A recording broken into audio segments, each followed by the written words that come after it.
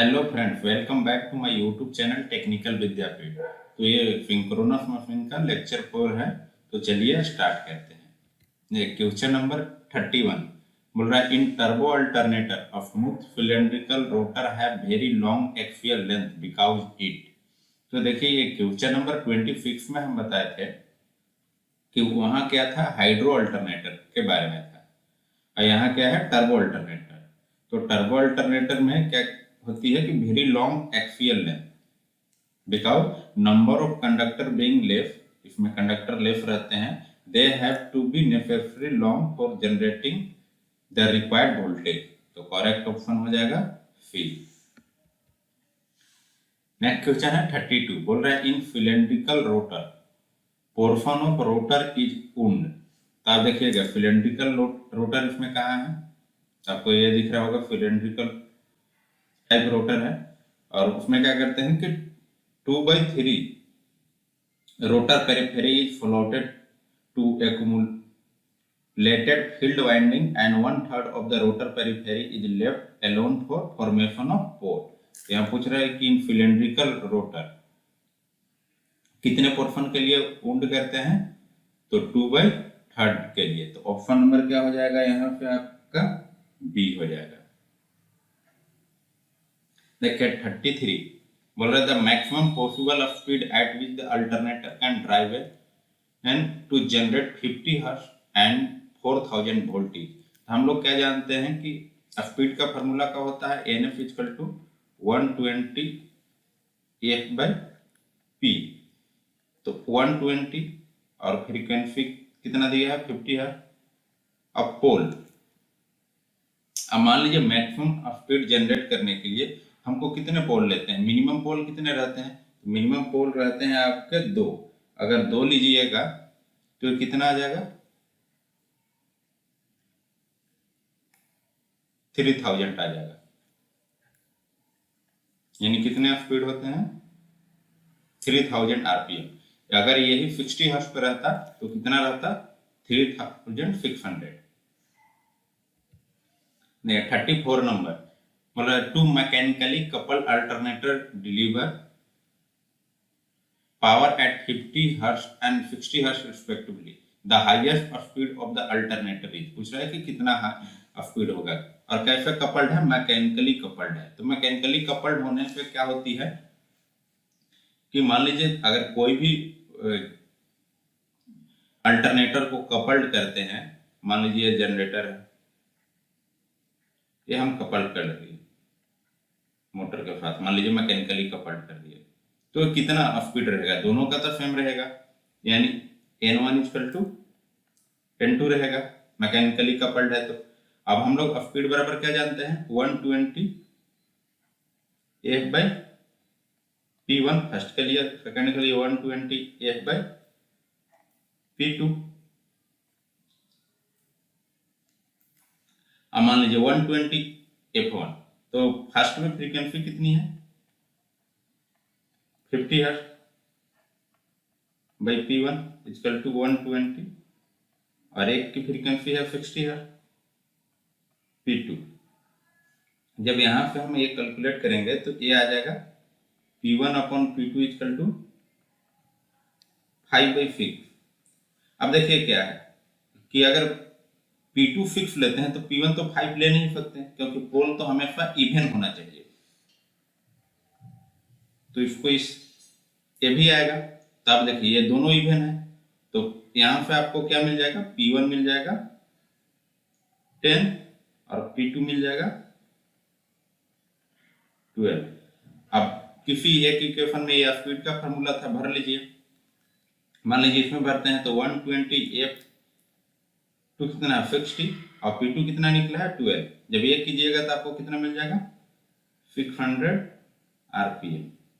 अगर इस वाले इक्वेशन में भी आप भरते हैं तो यहाँ पोल का वैल्यू था 10 और F1 कितना है 50 है, तो भी 100 आरपीएम है। और ये यहाँ याद रखिएगा कभी भी कि इवन नंबर ऑफ पोल होता है, ऑड नंबर नहीं रहता, इसलिए इसको हम 5 को नहीं लिए थे, इसलिए 10 किए थे। तो यहाँ से ऑप्शन क्या हो जाएगा, सी हो जाएगा। देखिए 35 में बोल रहा है, ये 3 फेज 50 हर्ट्ज 11 के भी and 37.5 megawatt at 0.9 power factor capacity synchronous generator has its a stator bore diameter of 765 cm and the axial core length of 80 cm for which power plant this generator is suitable। तो यहाँ आपको दो ही चीज देखना है कि generator को किसके लिए कौन सा होता है। तो आप देखिएगा, मान लीजिए फेलियंट पोल में जाइएगा तो यहाँ क्या रहता है, डायमीटर लार्ज रहता है, डायमीटर आपका लार्ज रहता है। कितना रहता है, 5 ऑफ एक्सियल लेंथ, जो भी लेंथ रहेगा उसका। और यहाँ डायमीटर क्या रहता है, स्मॉल रहता है। तो यहाँ का डायमीटर जो रहता है, यहाँ एक्सियल लेंथ 5 टाइम्स होता है डायमीटर का, यही रहती है। तो यहाँ आप देखिएगा तो यहाँ क्या दिया हुआ है, बोर डायमीटर ज्यादा दिया हुआ है कोर एक्सियल लेंथ पे। तो डायमीटर ज्यादा है, तो डायमीटर ज्यादा किस में रहती है, फेलियन पोल टाइप रोटर में। और फेलियन पोल टाइप रोटर कहाँ यूज होती है, हाइड्रो अल्टरनेटर में, मीन्स हाइड्रो पावर प्लांट में। तो यहाँ पे ऑप्शन क्या हो जाएगा, बी हो जाएगा। और देखिए 36 नंबर बोल रहा है the most appropriate operating speed in RPM of generator use in thermal, nuclear और hydro power plant would respectively be. तो देखिए पहला नंबर दिया है थर्मल, थर्मल मतलब टर्बो अल्टरनेटर। टर्बो अल्टरनेटर में क्या रहता है, लेस नंबर ऑफ पोल। तो लेस नंबर ऑफ पोल मतलब मिनिमम पोल कितने रहेंगे, दो। और दो जब पोल रहते हैं, तो अभी जस्ट पीछे बताए थे कि दो पोल रहते हैं तो कितना स्पीड आ रहे थे, 3000 आरपीएम। अब हाइड्रो अल्टरनेटर में आप देखिएगा 23rd नंबर के क्वेश्चन, तो वहां बताए थे कि हाइड्रो अल्टरनेटर में पोल बहुत ज्यादा रहते हैं और वहां पे मिनिमम पोल हम लोग लेते हैं 12। अगर 12 पोल लीजिएगा तो स्पीड कितनी हो जाएगी, 120 F/P। 12 लीजिएगा तो कितना आ जाएगा, 500 आरपीएम आ जाएगा। कि मैक्सिमम स्पीड 5 रहती है, 5 से लेस ही रहती है। तो आप देखिए अब कैसे इस ऑप्शन को आप बनाइएगा। तो यहाँ थर्मल था और लास्ट में हाइड्रो है। मतलब क्या है कि जो भी थर्मल है उसकी स्पीड सबसे हाई होनी चाहिए, हाइड्रो है उसकी सबसे कम होनी चाहिए। तो ऑप्शन 1 में जाइएगा तो देखिएगा कि इसकी स्पीड सबसे हाई है और लास्ट का सबसे कम नहीं है, कम मिडिल वाला का है, आपको दिख रहा होगा। यानी ऑप्शन ए आपका रॉन्ग हो गया। ऑप्शन सी तो ऐसे ही रॉन्ग हो गया क्योंकि यहाँ इस थर्मल का ही कम दे दिया, हाइड्रो का ज्यादा दे दिया है।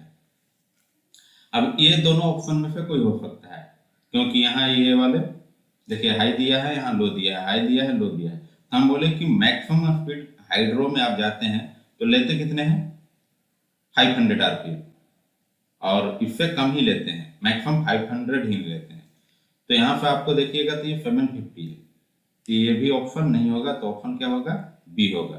तो यहाँ न्यूक्लियर का पता भी नहीं है तो भी आप लगा सकते हैं। और ऐसे किसी किसी बुक में देखिएगा तो न्यूक्लियर का 1500 आरपीएम दिया हुआ रहता है, मगर यहाँ ऑप्शन कन्फर्म आप देखिएगा तो ऑप्शन बी करेक्ट हो जाएगा।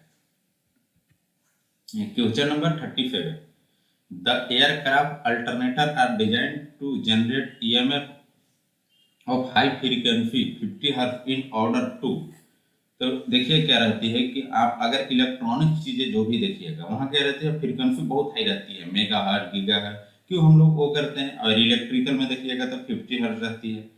तो इलेक्ट्रॉनिक फ्रीक्वेंसी बढ़ाने से क्या होती है, कंपोनेंट की जो साइज होती है वो रिड्यूस हो जाती है,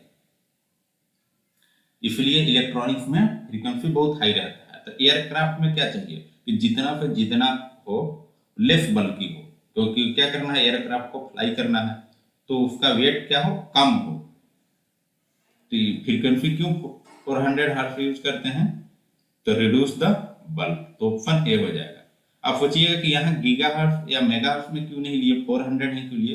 तो देखिए ये स्टैंडर्ड रहती है कि जब भी एयरक्राफ्ट में ये 400 स्टैंडर्ड है, जैसे पावर जनरेशन के लिए 50 हर्ट्ज है तो एयरक्राफ्ट में 400 स्टैंडर्ड है। अगर 400 से ज्यादा लेते हैं तो क्या हो जाती है कि जैसे जैसे फ्रीक्वेंसी बढ़ रहा है इफिशियंसी भी आपकी रिड्यूस होने लगती है।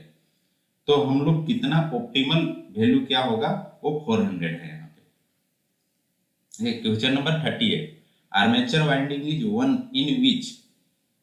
आर्मेचर वाइंडिंग क्या होती है, आर्मेचर वाइंडिंग में क्या होता है, आर्मेचर वाइंडिंग में हम लोग जानते हैं कि ईएमएफ इंड्यूस होता है by the working flux not leakage flux. किसके द्वारा होती है? वर्किंग फ्लक्स जो रहती है, जो मेन फ्लक्स रहती है उसके द्वारा। तो ऑप्शन बी हो जाएगा। देखिए 39 नंबर बोल रहा है कि armature winding in AC machine is, कि एसी मशीन में क्या होता है। तो देखिए एसी मशीन में जनरली आप देखिएगा तो ओपन फ्लोट यूज करते हैं जनरली, मगर ऐसा नहीं है कि क्लोज नहीं यूज कर सकते हैं। वो डिपेंड करता है कि हम लोग कनेक्शन किस टाइप का रखे हैं। जैसे मैक्सिमम कनेक्शन स्टार रहता है, इसलिए लिख दिया जाता है कि ओपन टाइप का हम लोग वाइंडिंग यूज करते हैं, मगर डेल्टा जहाँ रहता है वहाँ क्लोज टाइप का भी यूज करते हैं। तो ऑप्शन सी हो जाएगा। इसी तरह आप देखिएगा कि डीसी मशीन में, तो डीसी मशीन में मैक्सिमम केसेस में ओपन फ्लोट यूज करते हैं। इसी तरह इंडक्शन मशीन में देखिएगा तो वहाँ semi open type float generally prefer करते हैं। देखिए 40 नंबर क्वेश्चन बोला the stator of modern alternator are wound for phase group कि कितने डिग्री के लिए करते हैं। तो देखिए फेज ग्रुप हम लोग कैसे निकालते हैं। तो जो भी मॉडर्न अल्टरनेटर रहता है तो 3 फेज रहता है उसमें। तो फेज स्प्रेड का फॉर्मूला होता है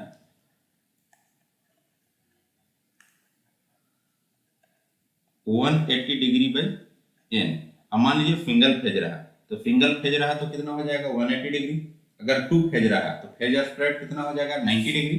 अगर यही 3 फेज रहा तो फेज स्प्रेड कितना हो जाएगा 60 डिग्री। तो ऑप्शन यहाँ पे क्या हो जाएगा? सी हो जाएगा। तो आज के वीडियो में इतना ही, बाकी के क्वेश्चन हम लोग नेक्स्ट वीडियो में देखेंगे।